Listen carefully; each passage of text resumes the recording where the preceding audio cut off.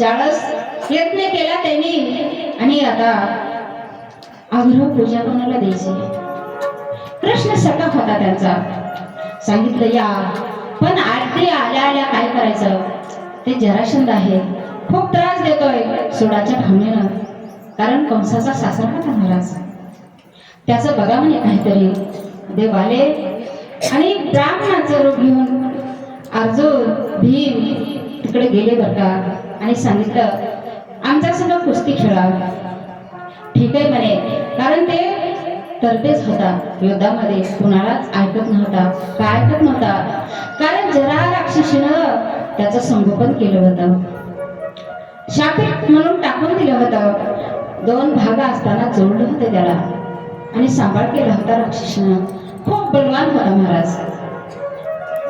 दोघं गेल्याच्या नंतर युद्ध सुरू झालं, पण कमजोर होऊ लागला भीमदादा आमचा.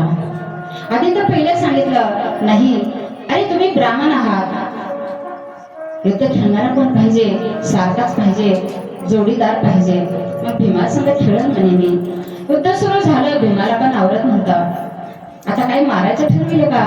भीम देवाकडे बघू लागले, देवा अरे काहीतरी करा. देवानं खुणविलं म्हणे फाडा त्याला. अहो फाडलं त्याला, असे 2 धरले पाये आणि फाडून टाकला आणि फेकून दिला.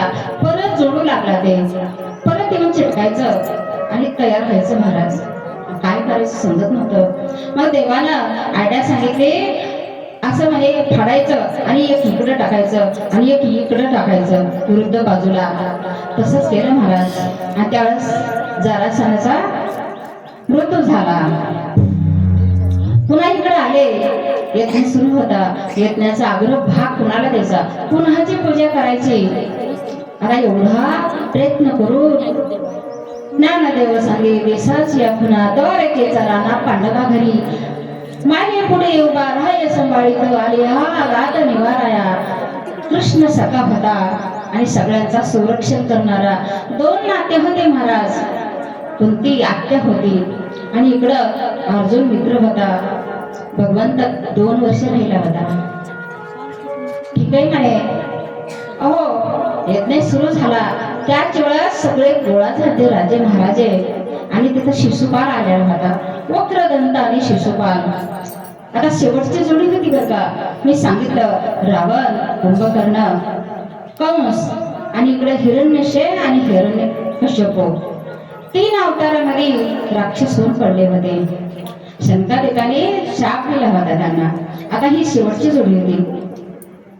मग ते सांगू लागले, अरे तुम्हाला कळते का काही, हे गवळ्याचं पोरगं आणि तुम्ही देव मानता त्याला आणि त्याची पूजा करता. कारण त्यानं ओळखीतच नव्हतं महाराज. चांगले लोक, चांगला माणूस आणि देव ओळखूच नसतंय. आपली काय कथा आहे, बऱ्याच लोकांना पण लोक ओळखू येत नाहीत, फसतात इथं.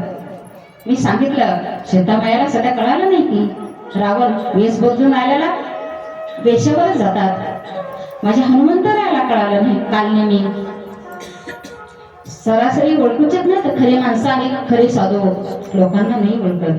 फसवगीरीचं जग चाललेलं आहे. तुकारायांनी सांगितलंय मला, तसं डोंगा तरी रस नव्हे डोंगा काय बोललाच वरल्या रंगा. हे वरल्या रंगावर चाललंय. पण माझ्या महाराजांनी सांगितलं, अरे कवर जरी डुप्लिकेट असला तरी आतला माल बघा, 100% सोनं असतंय, प्युअर सोनं असतंय. वरल्या रंगावर जाऊ नका, तुम्ही अंतकर्ण बघा आणि मधला माल बघा. तुम्ही परीक्षा करा, सहजासहजी भुलू नका कोणाच्या शब्दावर, नाहीतर पुढे तुमचा अपमान झाल्याशिवाय राहत नाही.